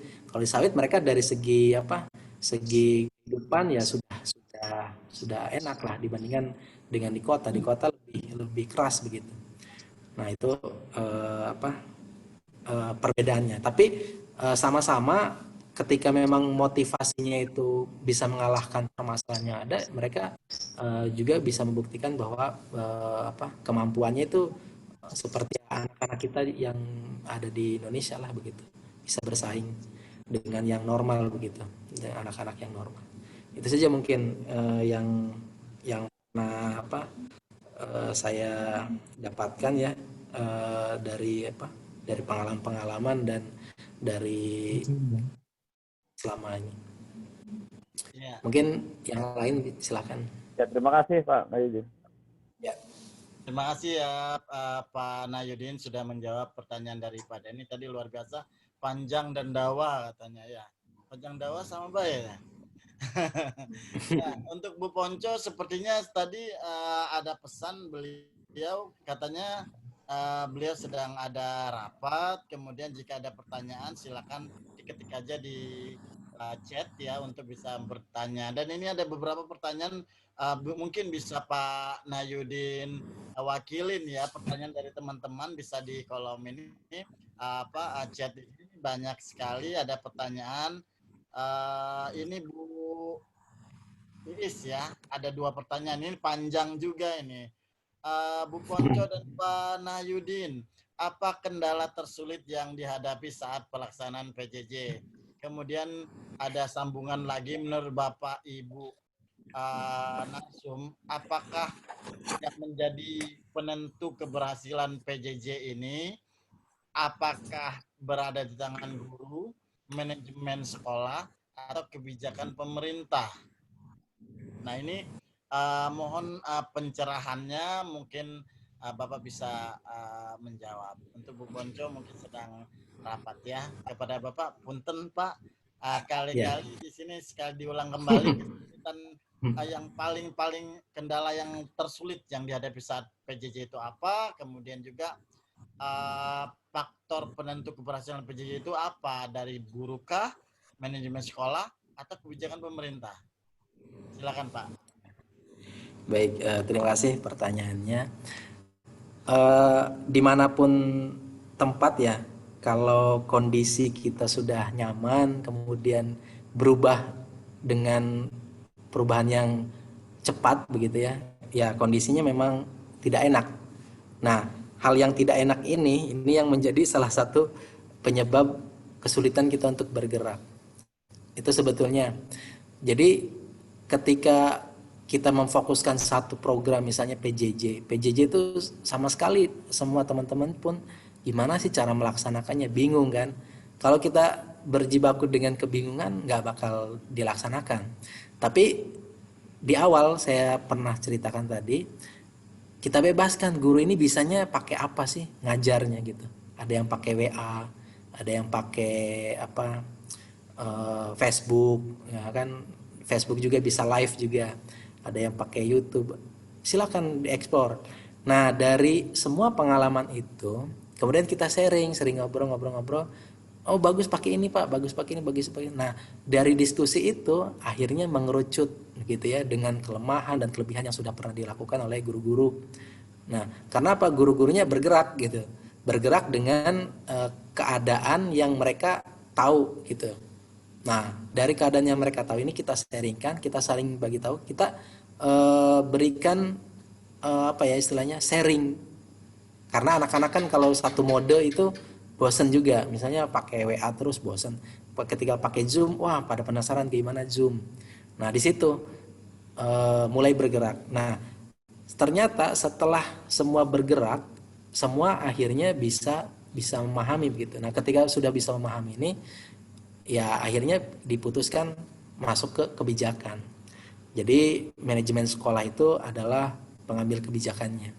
Karena kalau kita ikut kebijakan dari pemerintah Indonesia, ada juga yang memang ikut pemerintah Malaysia. Jadi kita ambil dua kebijakan, ada pemerintah Indonesia, ada pemerintah Malaysia.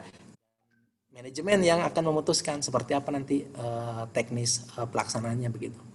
Dan yang paling penting adalah mempercayakan sepenuhnya kepada para pelaksana yaitu guru.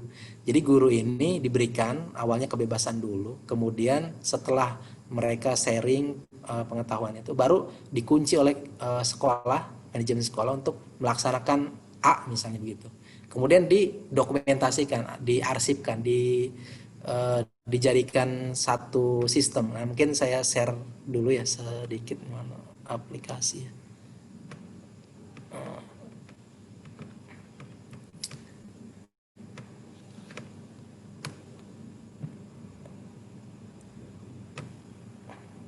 Ya ini salah satu bentuk karya dari teman-teman. Ini mungkin terlihat nggak Pak di situ ya? Nah jadi ini data guru, ini buatan teman-teman ini Pak. Jadi bukan beli, sekarang itu semua bisa dipelajari di internet aplikasi ini. Jadi ini data-data guru yang diupdate dan tidak ada. Ini data gurunya.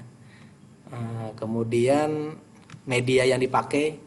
Nah ini ada Quizroom, ada Google Classroom, ada Zipgrade, ada LMS. Sekarang kami akan mencoba yang ini, yang LMS ini.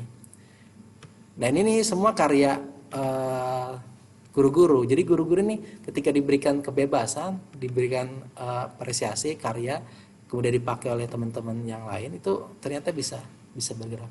Nah, ini soal yang kemarin PAT. Nah ini semua teradministrasi dengan baik di sini. Nah, kalau tidak ada ya hikmahnya di sini. Kalau tidak ada kejadian begini, mungkin kita mengarsipkan ya seperti biasa, lemari penuh dengan soal-soal dan seterusnya begitu. Nah itu, jadi ketika sudah dipercayakan kepada guru yang ingin bergerak ini, ya akhirnya bisa bergerak juga. Makanya kementerian itu punya ada sekarang apa istilahnya, guru penggerak begitu ya. Nah ternyata ya yang sudah dilakukan ini sebenarnya prinsipnya seperti itu. Nah itu. Jadi kalau keadaan tersulitnya itu berubah ya dari satu kondisi ke kondisi yang lain itu susah. Semua bingung kalau melangkah itu mulai dari mana. Jadi melangkahnya ya mulai dari yang kita bisa aja. Tapi yang kita bisa itu kita sharingkan gitu. Sama seperti forum inilah. Forum ini itu ternyata saya pun banyak belajar nih dari Bu Ponco ini. Untuk mengembangkan PJJ lebih baik lagi gitu. Karena masing-masing tempat tantangannya tuh berbeda. Nggak bisa misalnya apa yang sudah dilaksanakan berhasil di tempat saya di SIKK itu bisa berhasil di Cirebon atau di daerah sekitarnya begitu. Karena pasti akan punya hambatan masalah yang berbeda. Kalau masalah sinyal tadi ya, sinyal HP dan seterusnya itu tidak terlalu masalah. Kalau sudah jadi kebijakan sekolah, orang tua itu ujungnya dia akan ikut sebetulnya. Akan ikut. Yang penting jelas. Yang penting jelas platformnya apa, penggunanya apa, kemudian keuntungannya dan seterusnya apa, itu mereka akan mengikut saja.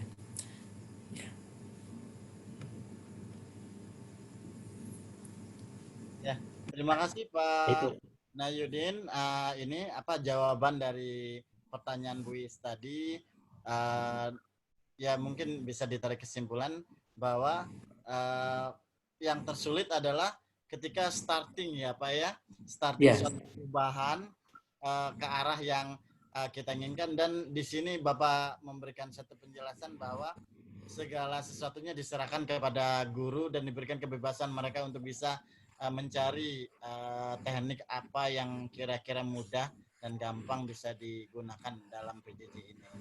Kemudian untuk tadi di tangan siapakah keberhasilan PJJ ini, apa guru atau manajemen sekolah, semua berkontribusi terhadap suksesnya PJJ ini.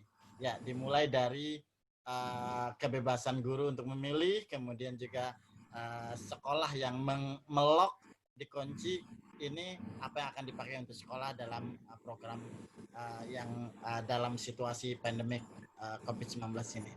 Terima kasih Pak Nayudin. Ini ada juga pertanyaan dari Ibu Ina ya. Ibu Ina, menjelang tahun ajaran baru ini rencana PJJ seperti apa yang akan dilakukan sehubungan dengan siswa yang berada di tingkat kelas ataupun sekolah yang berbeda dari sebelumnya? Kayaknya pertanyaannya hampir sama ya Pak ya tadi. Itu pertanyaan diulang kembali ya Pak. Mungkin Tingkatannya ini Pak. Jadi maksudnya dari SD pindah ke SMP begitu kan. Itu yang barunya mungkin. Ya, tantangan terbaru. Ini pun memang kami juga sedang memikirkan teknisnya. Tapi kalau saya pelajari di konsepnya PJJ Jawa Barat itu ada istilahnya apa namanya? Jadi pengenalan lingkungan sekolahnya itu bukan pengenalan secara fisik, tapi mengenalkan fitur-fitur baru yang nanti akan digunakan oleh pihak sekolah. Jadi MPLS-nya, MPLS-JJ ya, MPLS masa pengenalan lingkungan jarak jauh. Jadi yang dikenalkan adalah aplikasi-aplikasi apa yang nanti akan dipakai. Jadi sosialisasi ke orang tua, kemudian diinstalkan, kemudian diuji coba dan seterusnya begitu. Jadi lebih ke bagaimana teknis sosialisasi dari pihak sekolah dengan platform yang nanti akan digunakan. Nah, memang untuk platform ini perlu uji coba karena mungkin beda anak, beda juga ininya ya mungkin kadang-kadang yang dulu belajarnya di sekolah mana kemudian sekarang pindah lagi ke sekolah yang lain itu platformnya mungkin berbeda, jadi perlu ada sosialisasi lagi. Nah, apalagi kita nggak tahu kalau di Indonesia itu asal sekolahnya itu sebarannya banyak. Kalau di SIKK ya dari SD nanti akan pindah ke SMP, lebih mudah kenal dengan guru-gurunya, itu keuntungannya. Tapi kalau yang di Indonesia itu akan variatif gitu, dari SD yang ada di sekitarnya masuk ke SMP di kecamatan misalnya begitu, itu akan mungkin punya tantangan tersendiri. Tapi saya rasa dengan sosialisasi pengenalan platform tadi ya, kalau sekolah sudah mengunci satu platform tertentu yang nanti akan digunakan, itu akan lebih mudah untuk mensosialisasikan begitu. Jadi pada intinya sekolah ketika sudah menemukan satu keputusan yang dianggapnya lebih optimal begitu. Kalau sempurna tidak ada sebetulnya, tapi optimal menggunakan satu platform, itulah yang nanti akan perlu disosialisasikan ke orang tua dan siswa begitu. Terima kasih Bapak, luar biasa ini ya. Jadi ketika siswa yang baru ini ada tadi istilah MPLS PJJ ya Pak ya. MPLS-JJ. MPLS-JJ, Masa Pengenalan Lingkungan Sekolah Jarak Jauh. Ya, luar biasa nih. Terima kasih Bapak atas jawabannya. Mungkin ini waktu gimana nih Pak Host? Apakah masih ada pertanyaan lagi atau kita close atau gimana Pak Host? Ya, nggak apa-apa. Kalau misalkan memang ada pertanyaan lagi, mangga silakan aja lanjut dulu. Tapi kalau memang sudah tidak ada, mangga ditutup. Ya, terima kasih. Ya, kepada partisipan yang ada di sini, terima kasih ada Bu Min ini, Bu Yuli, Bu Dian, Bu Reni, Bu Sarima, ya Bu Elva juga ada, Bu Yanti, Pak Daryo, Bu Ina, Bu Nina, Bu Dewi, Bu Nureni, Pak Apip, Pak Uzan, Bu Novi, ya. Kalau boleh tidak ada pertanyaan, saya mau menampilkan satu platform ini menurut saya sebenarnya bagus karena bisa mengakomodasi untuk yang online, semi online ataupun offline. Itu menggunakan yang namanya Zipgrade. Nanti coba saya sharekan ya. Walaupun ini bukan pertanyaan, tapi saya ingin share ini untuk supaya memudahkan guru lah intinya. Nah, ini namanya Zipgrade. Kebetulan selama pandemi ini gratis. Nah, ini tampilannya. Tampilannya seperti ini. Jadi ada quiz, ada kelas. Jadi kalau sekolahnya itu mau berkolaborasi, nah itu bisa dari berbagai, misalnya satu kecamatan boleh digabung, bisa juga itu kolaborasi. Jadi ini kelas yang saya buat, ada CLC, ada SIAK juga masuk. Ya, ini banyak sekali sekolah-sekolahnya bisa diinputkan di sini. Nah, bisa banyak, ini ribuan. Kalau cek namanya, ini nama-namanya ada. Ini Zipgrade ini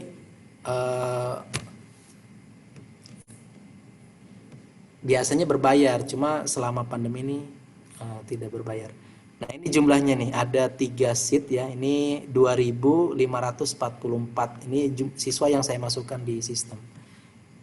Itu kalau lebih pun masih bisa karena unlimited, ini tidak ada batasannya. Nah, di sini keunikannya kita bisa membuat link. Nah, ini ada link nih, lembar jawabannya. Nah, kalau kita buka lembar jawabannya, ini kita sudah memuat soal dan seterusnya. Kemudian nanti siswa akan mengisi di link tersebut. Nah, linknya di sini. Nah, ini siswa yang sudah menjawab. Nah, ini siswa-siswa yang sudah menjawab dengan nilai-nilainya. Ini sudah ada ini. Ada yang 29, 33, 69 dan seterusnya. Nah, ini banyak sekali siswanya. Itu bisa digabungkan.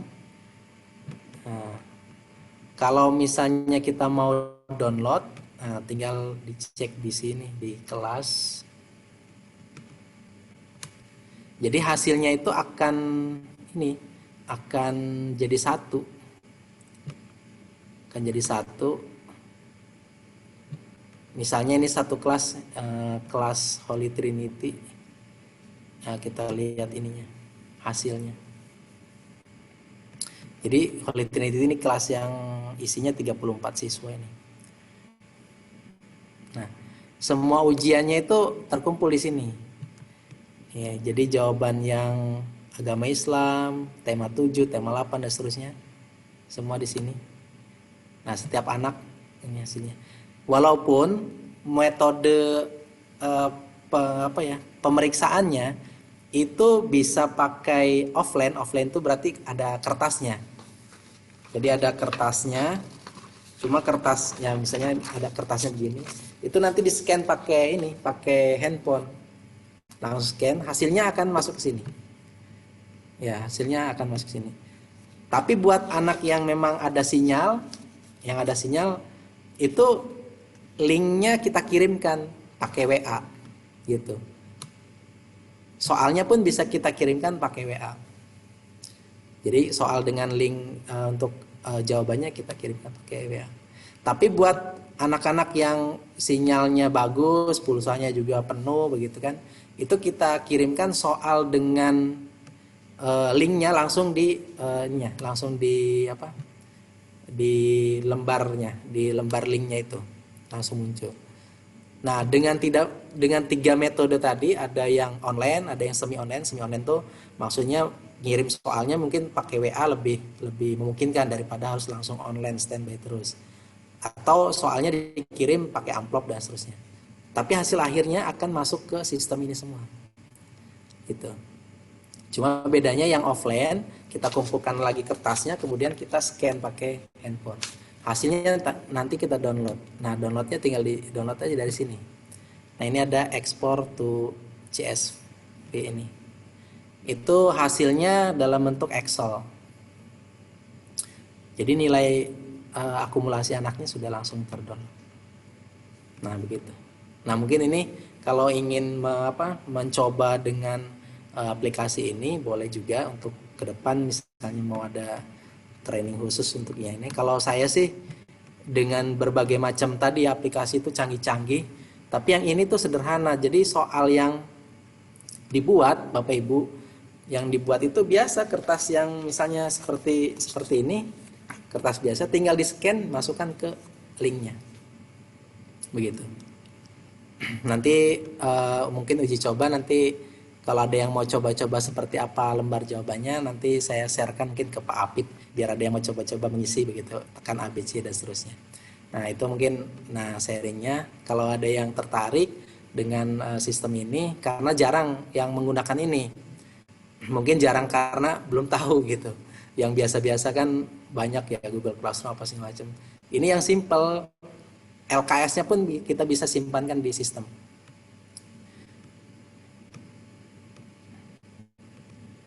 Ya, mungkin itu sedikit tentang ininya, tentang Zipgrade ini.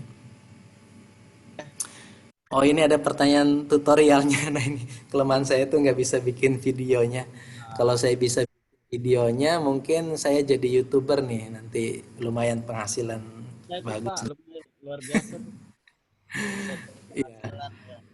Tapi insya Allah Pak ini adalah ya sangat tertarik katanya tadi tutorial Zipgrade. Bisa Pak ya, bisa langsung lihat di ini ya Pak, langsung penerapannya mungkin ya Pak ya.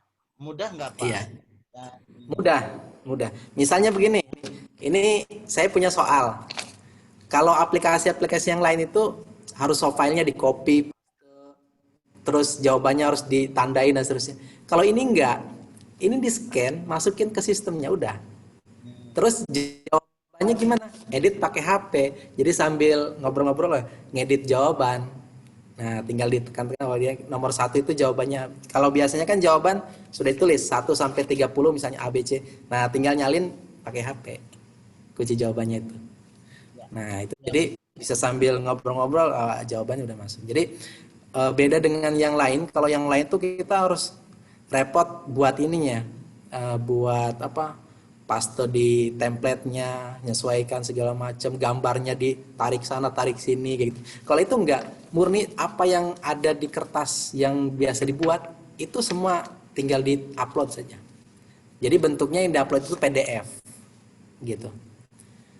Nah, ini ada pertanyaan lagi nih, apa ini? Pak Den bilangnya kata esai bisa nggak Pak? Katanya di scan. Yang esai bisa di-scan, karena prinsipnya apapun yang bisa di-scan itu bisa.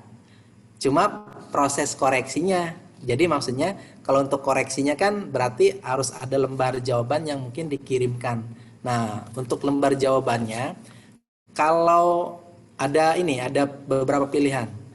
Esai itu kalau dia hanya menyamakan kata, bukan esai yang bebas, bahkan termasuk soal esai tapi jawabannya misalnya matematika kan pasti tuh misalnya 25 gitu 60 itu bisa ya untuk esainya. Tapi kalau yang bebas misalnya harus mengarang bercerita begitu, nah, itu mah harus soalnya bisa diupload tapi jawabannya harus terpisah, tidak bisa di lembar jawabannya ya, harus terpisah. Mungkin dia buatkan di kertas mana kemudian difoto baru dikirim begitu. Nah, jadi si lembar lembar lampiran yang dikirim itu boleh soal, boleh misalnya di atasnya bacaan, baru lembar berikutnya soal, boleh. Gitu. Bedanya mungkin kalau mau lebih interaktif ya ditambah pakai aplikasi Zoom begini.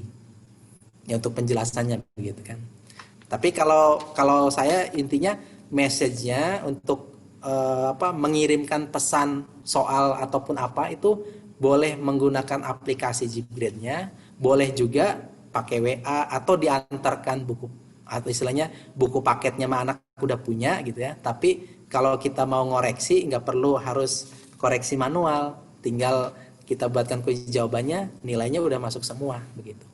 Apalagi kalau dikerjakan rame-rame tuh, nah enak, mudah. Jadi bisa cepat selesai tanpa harus kita ngoreksi satu-satu. Oke. Pak, ini Ya ada lebih dari Bu ringan Dewi. itu aplikasinya. Ada pertanyaan dari Bu Dewi. Ada batasan maksimal nggak pertanyaan soal? Gimana Pak?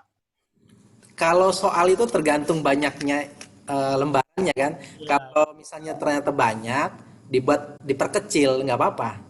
Diperkecil, nanti anak itu bisa zoom kan. Kalau dibegat begini kan, kalau di handphone bisa besar.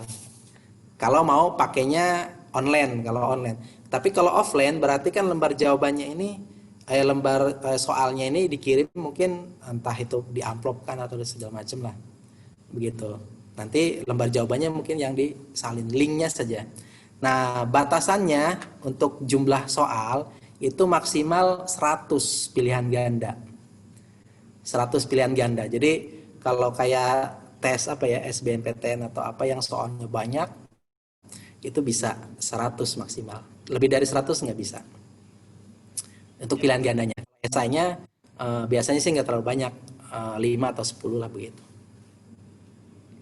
ya. Gimana nih? Luar biasa ya. Berarti tadi batasan soal maksimal 100 dan tergantung tadi scanan kitanya. Kemudian ada pertanyaan lagi nih Pak. Bagaimana? Wah ini menarik, lebih menarik Zipgrade ya daripada PJJ-nya nih. Ya, luar biasa nih antusiasnya ya. Sehingga absen ngaco di kelas-kelas yang misalnya ada 32 anak jadi 35 anak. Ini itu terjadi Pak, saya sampai repot ngapusin absen yang tidak sesuai. Nah, ini dari Bu Neneng. Satu lagi Pak langsung Absen ya. Pak. Satu lagi soal diketik atau ditulis tangan Pak katanya untuk di scan ini. Oke, Nah, makasih. ini keunggulannya mau diketik, mau di print, tulis tangan, yang penting nanti hasilnya itu di scan dalam bentuk PDF, diupload, udah. Jadi masalah tulis tangan atau bukan itu masalah teknis, yang penting ada yang bisa dilihat anak lah gitu intinya. Jadi buat guru-guru yang misalnya nggak ngerti IT, nggak ngerti apa, yang penting buatin dulu, nanti dibantu nguploadnya. Gampang kalau ngupload itu kan. Yang penting ada soalnya yang dibuat, jawabannya dibuat, ya kan begitu. Terus ada temennya yang sekarang tuh handphone tinggal foto, cepret, udah jadi PDF. Tinggal share aja ke temennya. Temennya minta uploadin ke Zipgrade. Nah itu udah. Nanti si pembuat ini bisa buat kunci jawabannya. Ya, tinggal nanti scan aja. Nah nanti mungkin teknis gimana scan nanti ada ini lagi. Kemudian untuk yang absen ya. Iya. Ini katanya ada yang Kalau ngaco. absen, ya kalau absen sebetulnya ini bukan absen, tapi intinya siapa yang sudah mengerjakan soal itu namanya dia akan masuk satu kali gitu. Ya terdeteksi dia masuk. Kalau misalnya namanya dia masuk lagi, dia akan terdeteksi 2 kali dengan waktu yang berbeda gitu. Jadi dia akan masuk sesuai dengan namanya, dia tidak akan tertukar. Namanya panjang, dia isi misalnya Nayudin Hanif, diisi Nay. Nggak masalah, karena yang dia baca itu nomor. Jadi ada nomornya, kita buatkan nomor unik yang dia harus ingat lah. Misalnya nomor absen. Nah nomor absen itu yang nanti harus diketikkan di loginnya. Jadi ada kode soal, nanti ada kode soalnya. Ada kode setiap soalnya itu nanti kita buatkan kode supaya nanti tidak tertukar. Sama nomor loginnya gitu. Nanti anak itu akan masuk sesuai dengan database-nya. Jadi yang paling penting tuh ada guru yang paham gimana cara masukkan ke database. Biasanya sih operator-operator dapodik itu ngerti tuh gimana Excel dan seterusnya masukin ke sistem. Kalau yang lain tuh gampang, tinggal ini aja. Tinggal kasih linknya, ngatur di handphone masing-masing. Gitu. Kalau sudah ada muridnya, dibuatkan kelompok kelas-kelas, udah tinggal diatur mau berapa soal, mau berapa mata pelajaran, itu bebas, itu berapa ulangan harian, ujian, bebas itu.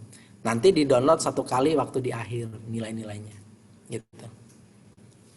Oke, mudah-mudahan bisa terjawab ya ini untuk Bu Neneng dan juga tadi Ibu Ina ini ya, soal nggak masalah mau diketik atau tulis tangan. Ya, oke. Kemudian ada dari Bu Elpa ini, berarti nggak bisa diacak atau kalau Google Form kan bisa diacak, siswa bisa beda. Ya. Kalau ya betul. Kalau untuk pilihan gandanya tidak bisa diacak, urutan 1, 2, 3-nya tidak bisa diacak, tapi paket soalnya bisa. Jadi kita boleh menyiapkan paket A, paket B, paket C, paket D, paket E, berarti 5 paket. Kita bisa kasih tahu bahwa dia tuh nanti dapatnya paket yang A. Jadi variasinya bukan di satu set soal. Kalau satu set soal ini bakal berubah. Kalau memang nomor 1 ya nomor 1. Tapi dia nggak akan tahu soal yang dia kerjakan dengan temannya yang dia kerjakan itu satu paket atau enggak. Kalau mau supaya tidak nyontek. Tapi ya perlu kerja keras, berarti gurunya harus membuat 5 seri soal. Kayak inilah ujian nasional zaman dulu-dulu gitu kan. Itu kan ada 5 paket. Nah, 5 paket kita buatkan dengan urutan yang berbeda-beda. Nah, tapi kita harus buat kunci jawabannya dengan 5 variasi juga gitu.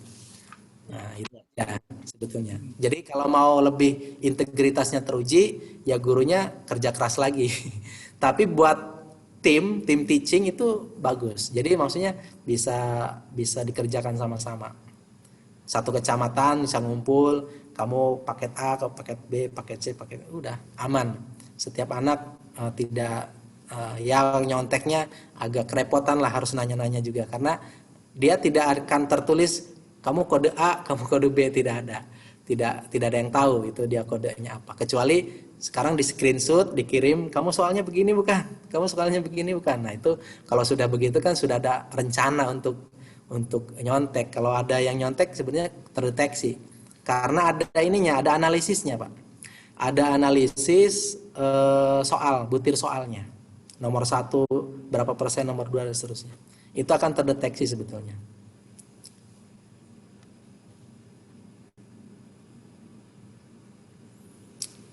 Ya mudah-mudahan nanti kalau saya belum mencoba sih untuk yang variasi ABCD itu, maksudnya dengan berbagai macam.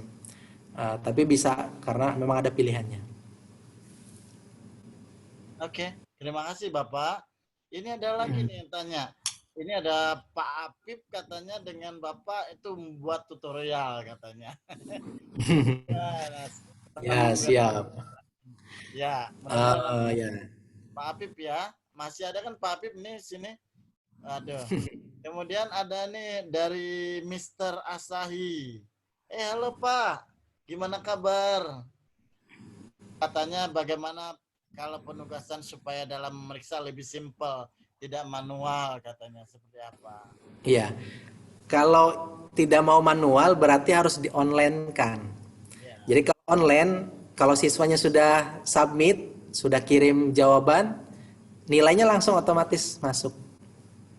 Tapi kalau dia masih pakai lembar jawaban yang harus kita kirim, di lembar jawaban ini kita tidak perlu harus khawatir nanti siswa salah identitas. Karena nanti bisa kita downloadkan dari sistem itu lembar jawaban per anaknya. Jadi nanti kita berikan sesuai dengan nama-nama anaknya. Nah, jadi kalau scan-nya itu cepat sebetulnya kalau sudah kita susun ya 50 lembar, mungkin kalau di SD tidak sampai 30 lebih ya, 30-an lembar itu kayaknya paling 5 menit sudah selesai untuk scan-nya. Karena dia cepat pakai barcode dan langsung masuk ke sistem semua. Kalau memang harus manual menyekan ya. Tapi kalau tidak mau manual, linknya yang dikirim. Nah, linknya. Nanti sambil saya cerita-cerita, saya kirim ke Pak Apip ya ininya. Contoh, ya contoh simulasi lah. Siap. Supaya tidak mengawang-awang. Banyak yang penasaran, Pak. Luar biasa PJJ Iya ini ini. membuat guru-guru jadi penasaran. Oh ya, Pak Asep ini ya dari ESA, kita bareng-bareng ESA dulu Sukasi Award ya 2019 ya. Kita luar biasa Pak Asep, sehat ya, damang Pak. Alhamdulillah, terima kasih udah bisa hadir di kegiatan kita hari ini. Untuk Bu Ponco mungkin sedang ini ya rapat tadi ya beliau ya. Nggak apa-apa Bu Ponco. Pak Andi gimana? Ya, mungkin sudah cukup. Udah banyak sekali sepertinya udah cukup ya, waktu udah Mau jam 10 nih. pukul Udah pada 48 ya. ngantuk. Ya, luar biasa. Tapi ngantuk-ngantuk penasaran gitu Pak. Jangan-jangan di Pak Nayudin mungkin sudah jam berapa sekarang? Jam 11 kan? Ya. Berapa Pak di sana? 10.48. Oh Sama ya. ya, sama. Ya jam 11 ya, malah sejamnya Ya, bedanya. betul. Ya. Mungkin closing mungkin Pak Kapten. Luar biasa, baiklah hari ini kita kedatangan tamu-tamu yang hebat luar biasa dan berbagi tentang pembelajaran jarak jauh PJJ yang memang sekarang sedang digalakkan ya kan dalam kondisi COVID-19 ini. Kita diharapkan untuk bisa memberikan kontribusi pada sekolah kita untuk bisa membuat anak-anak tetap pada pembelajarannya walaupun kondisinya sedang tidak memungkinkan. Dan ini pencerahan dari Pak Nayudin dan Bu Ponco luar biasa buat kita yang berada di luar sana. Ternyata memang kendala-kendala yang kita hadapin agak mirip-mirip dan pelaksanaan PJJ-nya pun ada beberapa yang sudah dilaksanakan di sini dan ada tambah-tambahan lain luar biasa. Terima kasih banyak. Semoga ini menjadi barokah ya Pak Nayudin dan Bu Ponco. Amin. Ilmunya menjadi ilmu yang akan membawa kita menjadi apa ya? Jadi amal jariah lah buat kita semua. Dan yang berada di sini akan mendapatkan yang keberkahan luar biasa dari Allah Subhanahu wa taala. Saya tutup untuk sesi saya sebagai moderator hari ini. Terima kasih banyak kepada yang sudah hadir pada saat hari ini. Luar biasa, saya sangat bangga bisa berada di sini pada malam hari ini. Kembali lagi saya bilang salam literasi buat semuanya. Assalamualaikum warahmatullahi wabarakatuh. Waalaikumsalam warahmatullahi wabarakatuh. Salam literasi Pak Kapten. Baik teman-teman, mungkin yang masih stay di room itu ada link yang dibagikan oleh Pak Nayudin terkait dengan Zipgrade. Silakan barangkali teman-teman mau lebih jauh lihat tentang Zipgrade dan jika memang ini bisa mungkin nanti kita akan coba carikan bagaimana tutorial untuk pembuatan Zipgrade. Mungkin nanti kita akan cari pematerinya. Insya Allah teman-teman di Gelemaca punya link atau kawan-kawan yang bisa untuk menjadi narasumber terkait dengan Zipgrade-nya. Karena memang Pak Nayudin kebetulan memang saya pernah pakai Zipgrade, kemudian memang saya juga baru tahu kalau ini sekarang sedang free ya. Karena mungkin terkait COVID ini menarik banget karena bisa dilakukan untuk PJJ yang tadi yang semi online dan offline mungkin ya. Baik, terima kasih sebelumnya Pak Nayudin, Ibu Ponco mungkin yang sudah leave room tapi nggak apa-apa. Terima kasih untuk berbaginya malam ini. Terima kasih untuk waktu berbaginya malam ini. Terima kasih juga buat Pak Apip ya yang sudah menghubungkan kami dengan Pak Nayudin dan Ibu Ponco.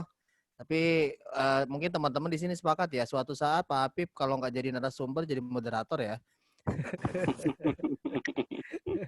Baik, mungkin untuk Gelemaca spesial di episode 15 ini banyak hal yang memang kita akhirnya memang bisa lihat. Tapi semangat teman-teman yang ada di luar sana itu adalah semangat bahwa tadi saya ingat banget.